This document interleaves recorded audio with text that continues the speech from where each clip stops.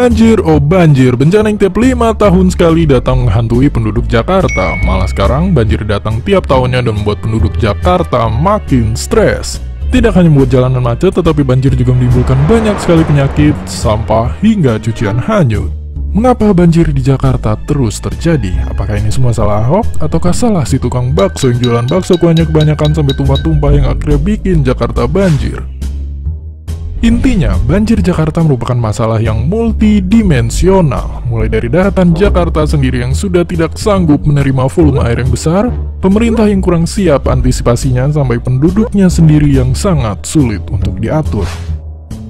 Jika melihat dari sejarah geografisnya, Jakarta dibentuk oleh sungai-sungai yang mengalir dari wilayah Bogor dan sekitarnya. Sungai-sungai besar yang mengalir ke Jakarta seperti Sungai Ciliwung, zaman dulu membawa material hasil letusan Gunung Salak, Gunung Gede, dan Gunung Pangrango bersamanya, yang kemudian terendapkan terus menumpuk dan menghasilkan daratan yang kita kenal kini sebagai Jakarta. Fakta uniknya, sungai-sungai tersebut juga ikut menerobos daratan yang dibuatnya sehingga membuat Jakarta daratannya hingga kini dialiri oleh banyak sungai.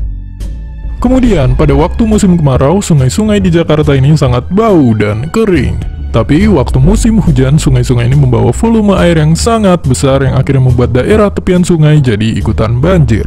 Saat urbanisasi terjadi, di mana Jakarta akhirnya menjadi Jakarta dalam tanda kutip, banyak orang yang tinggal di pinggiran sungai sehingga membuat daerah resapan banjir menjadi hilang. Akibatnya, banjir tidak mampu diserap daerah tepian sungai lagi dan akhirnya meluas kemana-mana. Belum lagi ditambah penduduk Jakarta yang membuang sampah ke sungai seakan-akan sudah menjadi hobi turun-temurun yang patut dilestarikan, yang pada akhirnya membuat aliran sungai menjadi tidak lancar, dan jadilah banjir Jakarta.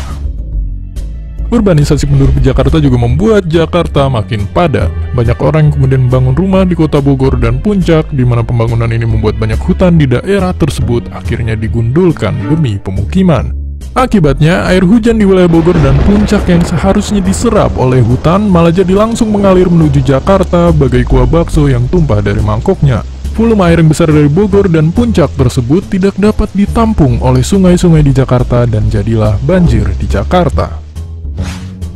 Diperkirakan pada tahun 2015 ini, penduduk Jakarta mengalami kerugian mencapai 3 triliun rupiah hanya gara-gara banjir. Pemprov DKI Jakarta harusnya bisa lebih baik menanggulangi masalah ini. Seperti misalnya dengan memberikan prediksi bencana banjir, melakukan kerjasama dengan lembaga internasional dan NGO, dan menerapkan peraturan yang tegas untuk drainase dan daerah aliran sungai.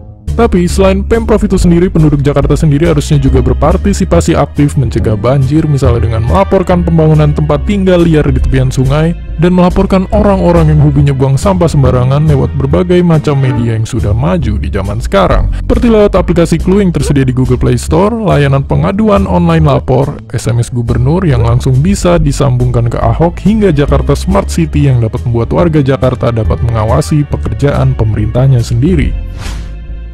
Ya, masalah banjir Jakarta memang sangat sulit untuk dibenahi. Tidak hanya membutuhkan uang, tapi juga membutuhkan kesabaran hati untuk menanggulanginya. Dan seperti biasa, terima kasih.